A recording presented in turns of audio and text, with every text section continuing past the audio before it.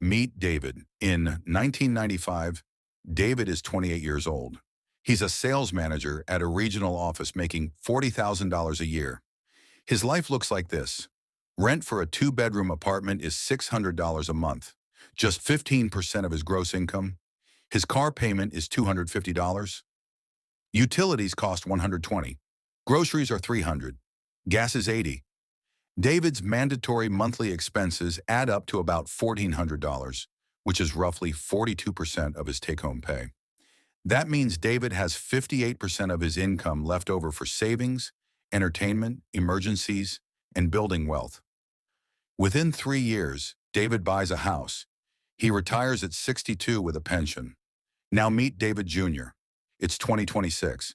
He's also 28 and works as a marketing manager at a tech company, making $95,000 a year. On paper, he's doing better than his father ever did, but his reality looks very different. Rent for a one-bedroom apartment is $2,200 a month, nearly 28% of his gross income. His car payment is $450. Student loans cost $420. Health insurance is $300. Utilities are $180. Groceries are $500. Gas is $180. Then come the bills his father never had. A phone plan for $100, home internet for $80, streaming services for $65, cloud storage for $15, a gym membership for $45, professional subscriptions for $35, and software licenses for work costing $40. Add everything up, and David Jr.'s mandatory monthly expenses reach $4,800. That's 73% of his take-home pay. He's left with just 27% for savings, emergencies, and building wealth. Less than half of what his father had, despite earning more than double. And here's the part most people miss. Those extra bills aren't optional. Try applying for a job without a phone number. Try working remotely without high-speed internet.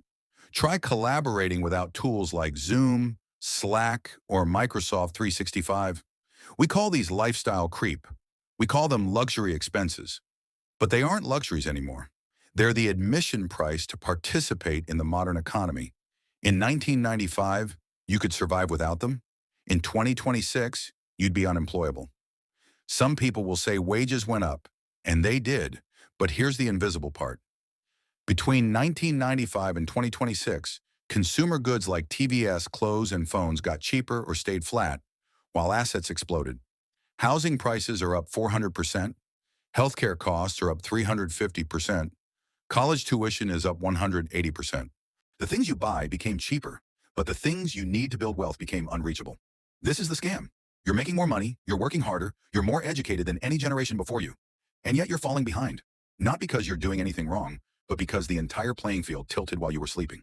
So where did the money go? It went into assets themselves. Over the last 30 years, something fundamental changed. Housing stopped being a place to live and became an investment vehicle, a stock market you're required to sleep inside. After the 2008 financial crisis, interest rates were pushed near zero, which made borrowing cheap, and when borrowing becomes cheap, people with money borrow as much as possible. Investors, corporations, and institutions began buying homes not to live in, but to own. Today, institutional investors own hundreds of thousands of single-family homes, and private equity firms are among the largest landlords across much of the country.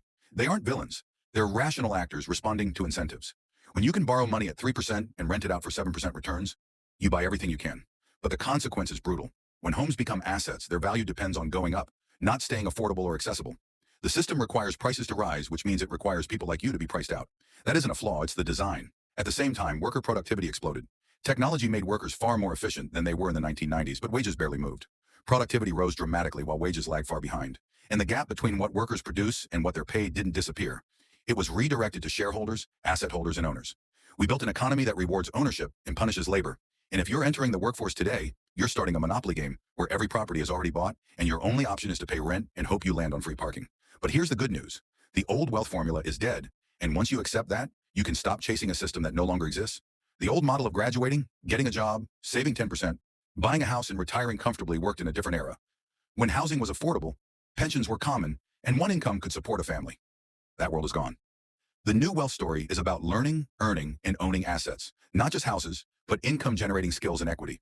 That means house hacking by renting out extra rooms to reduce your living costs. It means using remote work to live where your money stretches further. It means prioritizing skill acquisition over job titles and learning skills that generate revenue without needing permission from an employer. And it means choosing ownership over consumption, driving the older car, skipping status purchases, and investing the difference into assets that grow. This isn't about fairness. It's about clarity. You aren't broken. The system is. And once you see the system clearly, you stop playing their game and start building your own.